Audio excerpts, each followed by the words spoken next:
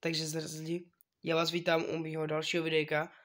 No a dneska si tady ukážeme, by the way, pokud jste si už všimli, padl mě objekt 777, jsem za něho strašně moc happy, padl mě dneska, padl mě úplně za free, padl mě tady z téhle tomboli, z toho záhadného hacku. Úplně za free mě padl.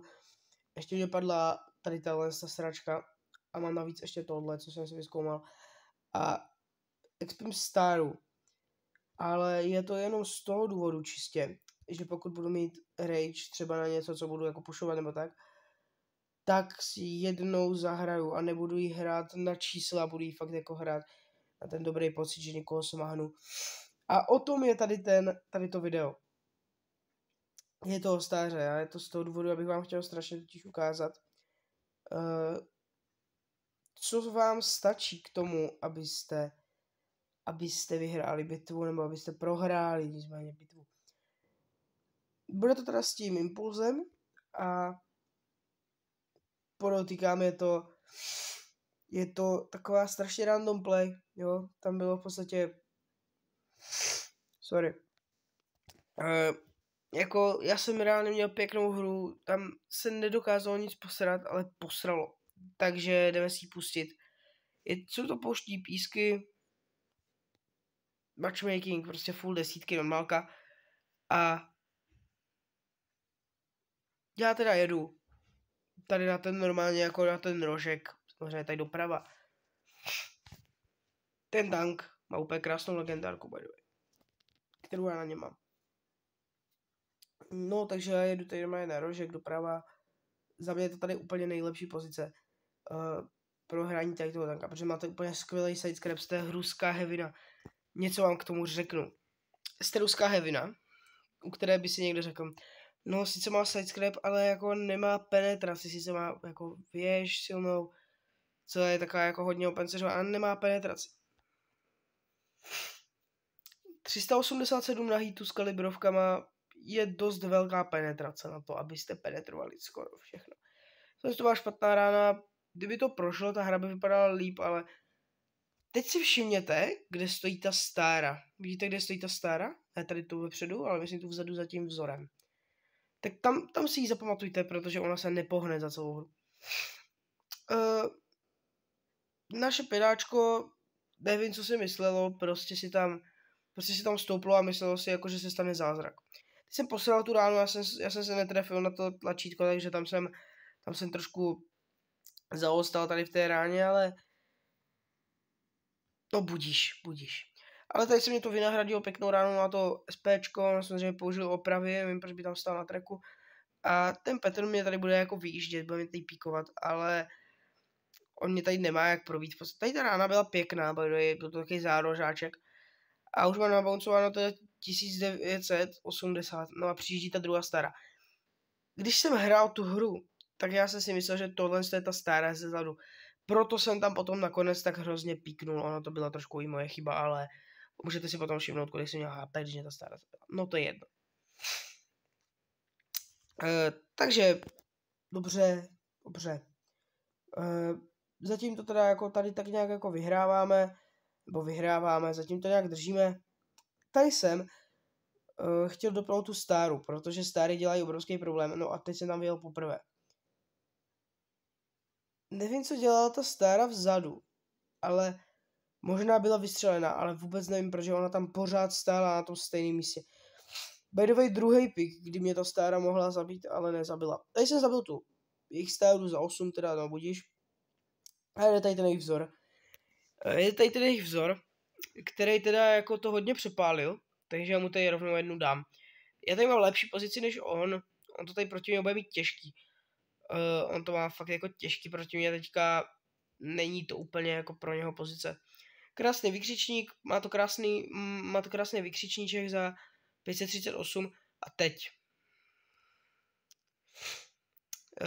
No, nevím, jestli to mám komentovat, sorry, já nemůžu ten replay dávat zpátky, jako to nakonec vypadalo.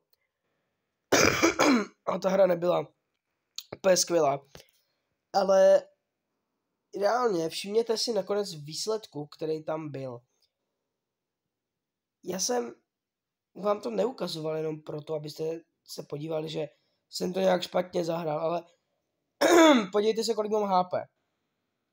Já mám full.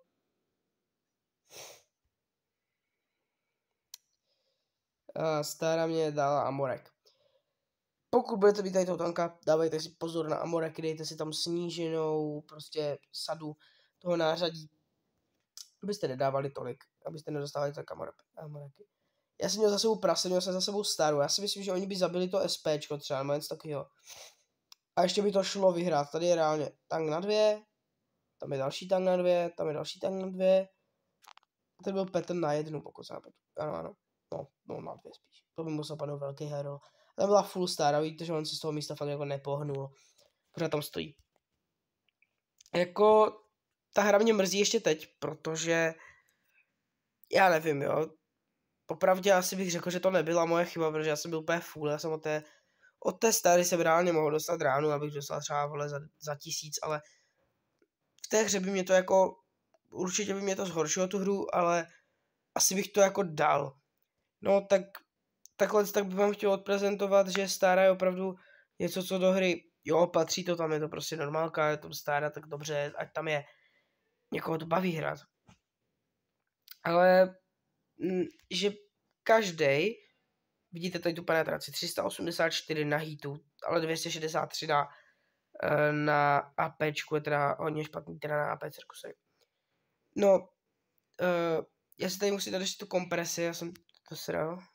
Tady kompresor si tam dám. Záleží, co chcete, abyste měli rychlejší, co chcete. No. Já beru oboje, asi můžete si dát oboje. Tady určitě tohle. By the way, já už jsem si tam dal ten ochranný systém a stejně furt se to děje. Furt dostávám úplně extrémně moc. Já hrozně, vy s tím tankem strašně trpíte prostě na celkově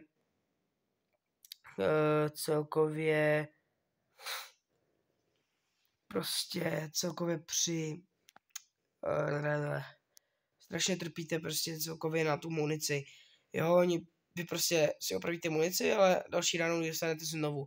Hrozně na to trpíte, vy zepředu dostáváte munici totiž a je to úplně otravný, že do spodního plátu vás někdo trefí a dostanete munici nebo dostanete amorek. Já toho tanka mám, ty vole, mám s ním 76 her nebo něco takového a už jsem bouchnul asi 4krát. A munici jsem dostal třeba jako víckrát než 50krát, jo, úplně v pohodě, to dokážu takhle říct. Nevím, no, ten tank strašně trpí na to, že strašně moc dostáváte prostě tu munici. Tady teda nevím, proč jsem vozil maskovačku, to je úplná blbost, dejte si tam určitě optiku. A tady to je asi taky na vás. By the way, ono to drandí rychle ten tank, takže pokud si tam dáte větší rychlost, budíš. Ještě byste možná něco chtěli vidět. A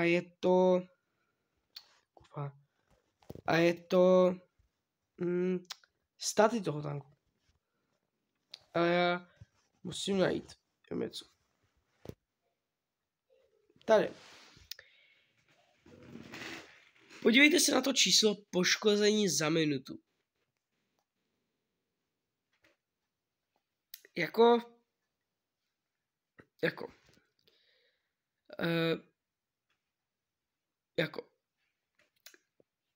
skoro 3000 DPM. Já vám ukážu třeba takový 60 TPčko. Počkejte, 60 TPčko. 60 TPčko. Kurva, na co klikám, vole. Tady. 2355. To není špatný. A třeba když si tady ukážeme třeba takový jako TVPčko. Na to furt klikám, vole. 2712. Vy máte obrovskou, prostě obrovský potenciál za minutu. Ještě třeba teď tu, ještě vzora 2633, což nejsou špatný DPMK, jo. A jako naproč je to jako málo co má větší než Progetto, tak nevím, proč nemám zásoby. By the way, asi bude stream dneska večer, pokud tohle video vidíte ještě dneska, tak se podívejte. Bude stream určitě. A budu tam asi hrát, tady to VZ-ko, 113. Má ještě lepší DPM. Ono nabíjí trošku rychleji ten tank. A on je fakt jako skvělej. Třeba takový LTčko má taky ještě větší průměr za minutu jako poškození. Takže ještě vlastně tohle. A tady máme taky víc, jo, takže ono, lighti mají víc. Já doufám, že jste se tady z toho videjka nějak poučili, že vám to něco dalo. Doufám, že jste se pobavili. A když tak dorazte na ten stream. Čau.